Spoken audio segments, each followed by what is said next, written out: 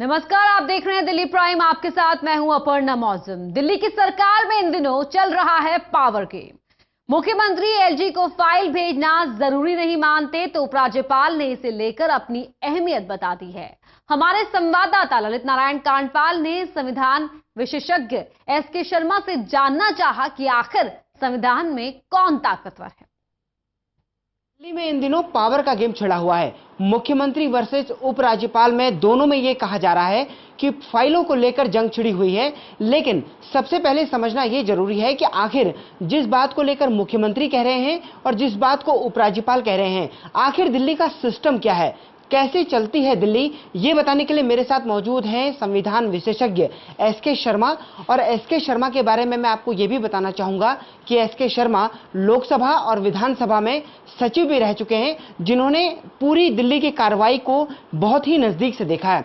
Sir, मेरा पहला सवाल आपसे यह है कि जो ये फाइलों के भेजने और ना भेजने को लेकर जो गेम छिड़ा हुआ है, आप थोड़ा सा दिल्ली वालों को ये बताइए कि आखिर एग्जैक्टली है क्या और कौन ताकतवर है और किसको फाइलें क्या भेजनी है या नहीं भेजनी है। देखिए, फाइलों से पहले मैं दिल्ली की व्यवस्था के बारे में आपको बता दूं। बिल्कुल। भारत में 29 राज्य और 7 केंद्र शासित प्रदेश हैं। 29 राज्यों में मुख्यमंत्री राज्य चलाते हैं और जो गवर्नर हैं वो संवैधानिक मुखिया हैं। 7 केंद्र शासित प्रदेश हैं, जैसे दादरा नगर हवेली है, अंडमान निकोबार है, लक्षद्वीप है, दिल्ली है, पांडिचेरी है, चंडीगढ़ है। जो केंद्र शासित प्रदेश हैं उनके नाम से ही स्पष्ट है कि ये ऐसे प्रदेश हैं जिनका शासन केंद्र चलाएगा। और संविधान की धारा 239 में स्पष्ट लिखा है कि केंद्र शासित प्रदेशों का शासन भारत के राष्ट्रपति चलाएंगे, एक लेफ्टिनेंट गवर्नर के माध्यम से, जो वास्तविक प्रशासक होंगे। तो दिल्ली क्योंकि यूनियन टेरिटरी है तो इसके जो प्रशासक हैं, मैं प्रशासक शब्द इस्तेमाल कर रहा हूं क्योंकि संविधान में यह शब्द लिखा हुआ है, इसके प्रशासक उपराज्यपाल हैं। उपराज्यपाल अन्य राज्यों के राज्यपालों की तरह मात्र संवैधानिक मुखिया नहीं है, वो संवैधानिक मुखिया भी है और वो प्रशासक भी हैं। और उस प्रशासक की एड एंड एडवाइस के लिए, सलाह और सहायता के लिए एक मंत्री परिषद है जो मुख्यमंत्री हैं।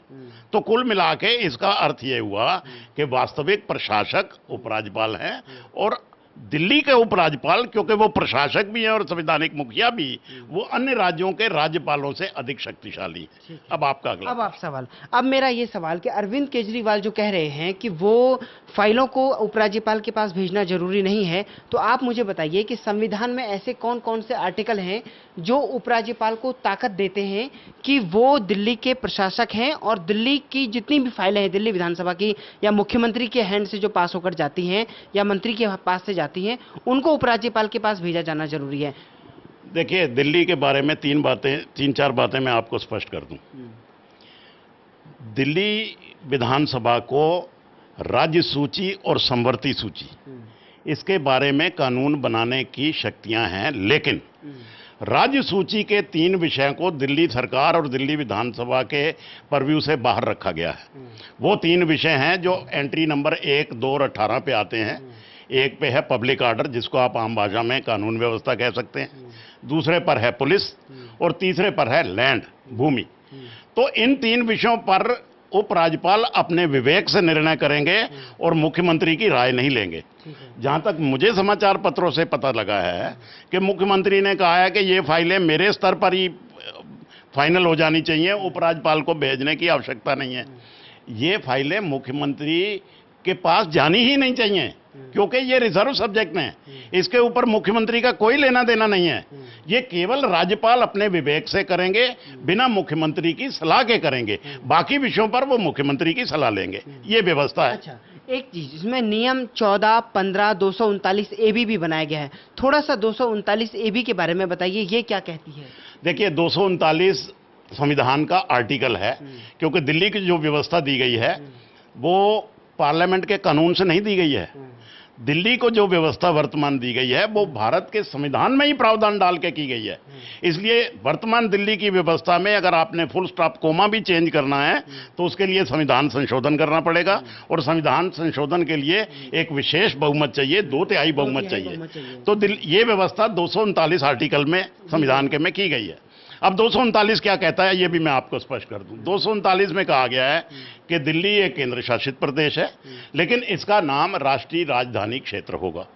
यहाँ पर एक उपराज्यपाल होगा जो प्रशासक होगा, यहाँ पर एक मुख्यमंत्री होगा जिसका काम उपराज्यपाल को सलाह मशवरा देना होगा, यहाँ पर एक 70 सदस्यीय विधानसभा होगी और 70 के 70 सदस्य डायरेक्ट पब्लिक द्वारा चुने जाएंगे।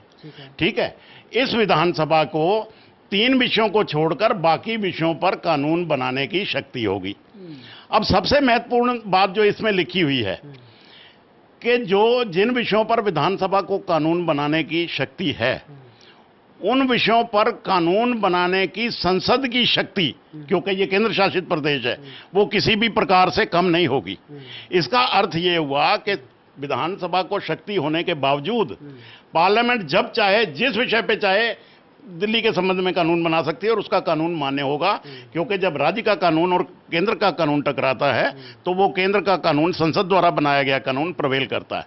ये व्यवस्था है दिल्ली की। अब इस व्यवस्था में जो मुख्यमंत्री हैं उनका अच्छा, फिर देखिए डिटेल में विस्तृत डे टू डे जो कामकाज चलाने के लिए उपराज्यपाल, मंत्रिमंडल और मंत्रिमंडल में मुख्यमंत्री में काम रोजमर्रा कैसे चलेगा, उसके लिए राष्ट्रपति महोदय ने नियम बना रखे हैं जिन्हें हम कहते हैं ट्रांजैक्शन ऑफ बिजनेस रूल्स, यानी कि कार्य संचालन नियमावली। उस कार्य संचालन नियमावली में अधिकतम अधिकार उपराज्यपाल को ही दिए गए हैं जो कि प्रशासक हैं। बिल्कुल, इसमें मैं आपसे पूछना चाहूंगा नियम 14 के बारे में थोड़ा बताइए, ये क्या कहता है, ये कैसी पावर देता है? नहीं, मैं नियम 14-15 की बात नहीं करता, मैं कुछ नियमों की बात कर देता हूं। मैं ऐसे नहीं बता पाऊंगा क्योंकि नियम तो वो बहुत दर्जनों में है।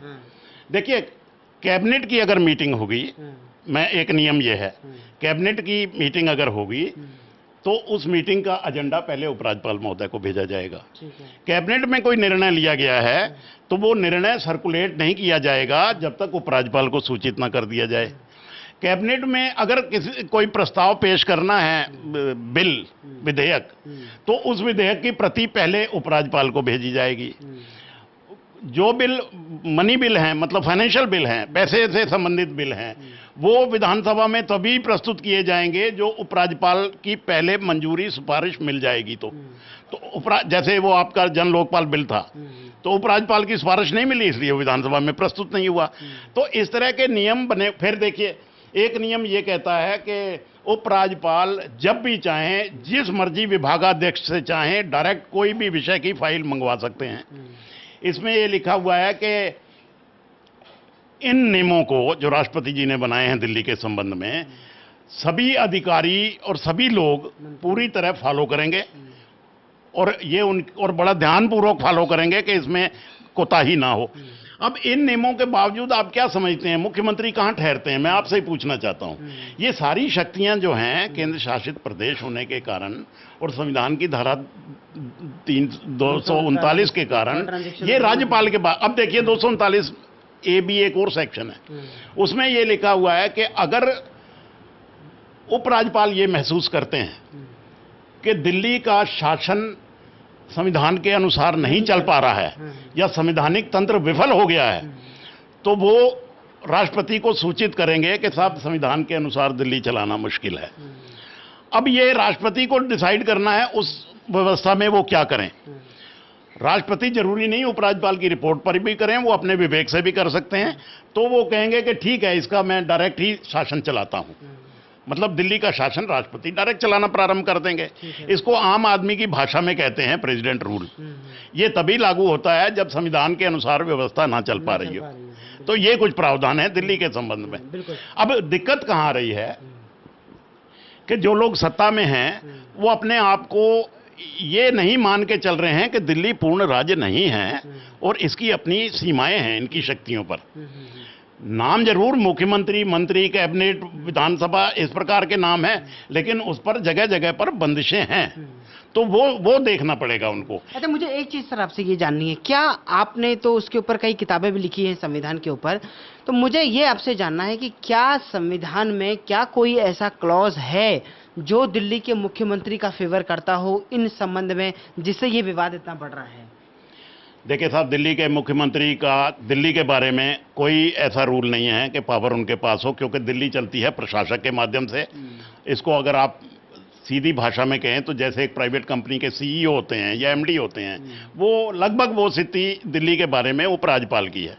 दूसरी बात है कि जितने केंद्र शासित प्रदेश हैं उसको चलाने की जिम्मेदारी संविधान ने किसको दी है? भारत के राष्ट्रपति को। और भारत के राष्ट्रपति कैसे पूरी करेंगे ये जिम्मेदारी? अगर दादरा नगर हवेली की करनी है या चंडीगढ़ की करनी है या दिल्ली या पांडिचेरी की करनी है तो अपना एक व्यक्ति प्रतिनिधि को आप उपराज्यपाल या प्रशासक बोलते हैं। तो कुल मिला के कोई भी संकट आएगा तो प्रशासक राष्ट्रपति से भेजेंगे। अब राष्ट्रपति सारे मसलों को स्वयं तय नहीं करते। राष्ट्रपति के लिए लिखा हुआ है कि he shall act only on the aid and advice of the council of ministers. तो कुल मिलाकर आपकी बातों को जहां तक मैं समझ पा रहा हूं कि या एक आम आदमी के लिए कि जितने भी अलग व्यवस्था है वो एक अलग अगर रख दी जाए तो दिल्ली का जो उपराज्यपाल है वो एक प्रशासक भी है और वो चाहे तो अपने हिसाब से काम कर सकता है पूरी तरह से। अभी तक यही होता रहा है। 1993 में जब से विधानसभा बनी है, पहले बीजेपी पावर में आई थी, खुराना जी मंत्री बने थे, मुख्यमंत्री बने थे, फिर साहब सिंह जी बने, कुछ अर्सा सुषमा जी बनी, 15 साल शीला जी भी रही।